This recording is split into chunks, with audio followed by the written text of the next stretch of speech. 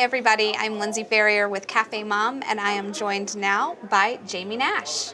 She's a working mom and she's here to give us her opinions on things. So I know. Thank you for joining us, Jaime. Thanks for having me.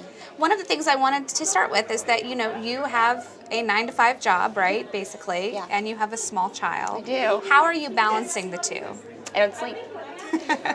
Like most moms, right? Yeah, which is standard whether you work outside the home or not, I guess. I am very fortunate that I have an employer who is, although not yet a mother herself, very understanding of working moms. It's a lot of work. There are days when I fail miserably at balancing.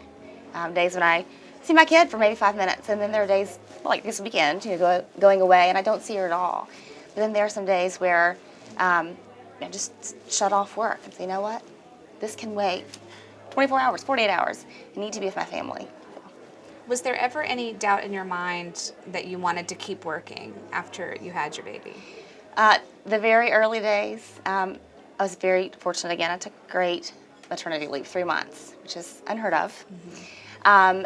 But those early days of, still getting up at night to feed the baby and then leaving this precious little thing with somebody else, there were days where I just came home and sobbed because my baby was with somebody else and she was 12 hours older than she was the last time I saw her. And so those days were really tough.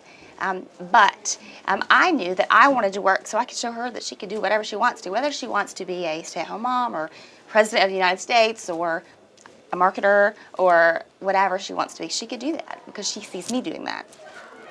Do you think that people have misconceptions about moms who work outside the home? I mean, what kinds of things are you encountering? You must not love your child as much as I love mine because you send your kid to daycare. And no one has ever said that, but I do feel that's the mom guilt talking. Do you hear people say sometimes, I could never do what you're doing? Yeah. You hear that a lot. I could never leave my kids with someone else. Or I couldn't imagine being away all day. And I hear these things, and people mean well, but people say things that they say things without thinking. Mm-hmm. And those things are tough to hear because then that mom guilt really, really kicks in. Well, for the flip side of that, I stayed home with my kids for the first few years, Yeah. and now I work from home. But for that first year or two, I had quit my job mm-hmm. and was staying home with my daughter. Yeah. And I constantly got the question, when are you going back to work? Right.